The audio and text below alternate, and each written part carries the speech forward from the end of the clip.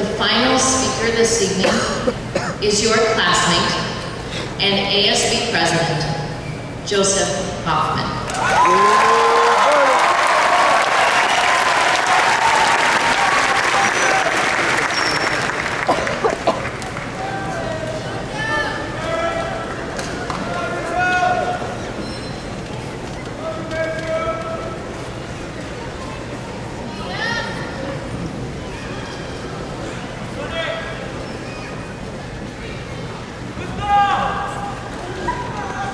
Good evening.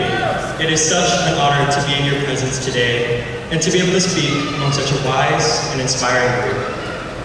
If I'm going to be honest, I feel the resurgence of many warring emotions coming to a precipice in this very moment. To begin, I feel an overwhelming happiness. Happiness to see all of my peers in their graduation robes, sitting before me, waiting in anticipation to move on into the next step in your journey. Happiness to be finished with the calculus tests, the long lectures, and running in the rain, avoiding the splashes of puddles as we walk from class to class. But I also feel a deep sadness. Sadness that I will have to leave the campus that made me who I am today. The campus that made us all current and forever ruins. But above all, I feel an overwhelming feeling of responsibility. For after we walk up onto this stage, shake a few hands, and receive a piece of paper, we begin the next chapter in our life story, responsible for ourselves and so much more. And though I don't have the answer to the question, what do I do now?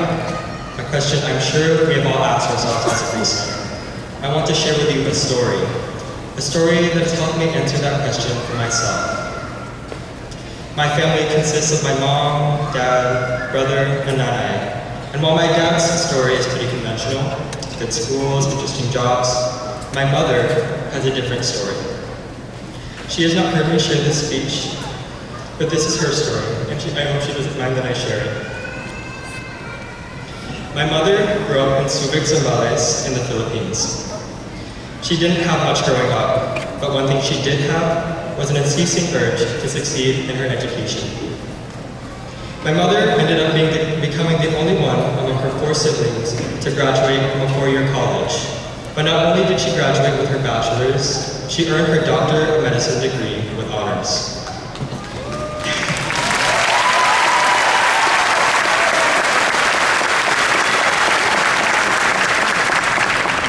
After practicing medicine in small, rural communities of Subic, my mother chose to immigrate to the States.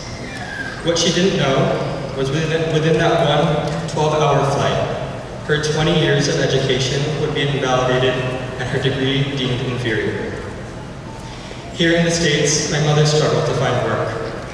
She eventually had to go back to school to continue doing what she loved, and throughout my childhood, we would work together on her resumes and job applications.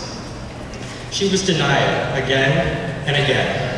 And as a result, she worked in positions that she was overqualified for, spending countless nights working 12-hour shifts.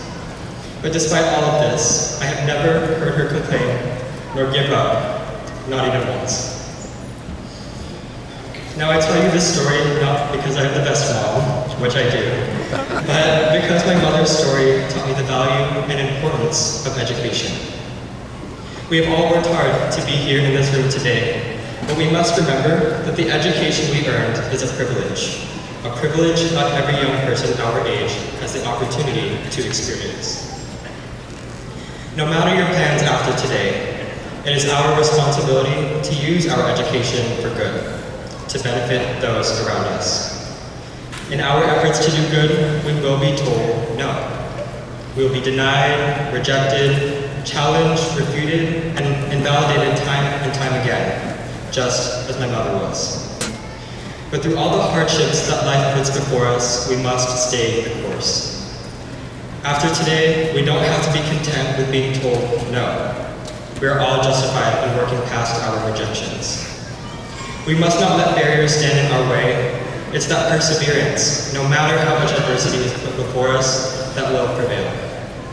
Your direction is your decision, your journey, your own. And today, we begin the next chapter in our own stories. Stories that will require our own perseverance. Stories where we overcome our own struggles. Stories filled with our own happiness and sadness. All of you here today have helped me author my own story. To quote Mark Twain, one of history's greatest storytellers, 20 years from now, you'll be more disappointed by the things you didn't do than by the ones you did do. So throw off the bow lights, sail away from the safe harbor, catch the trade winds in your sails, explore, dream, discover. As you write your story, I urge you all, explore the world around you, dream about your future, discover your passion. Congratulations, class of 2019.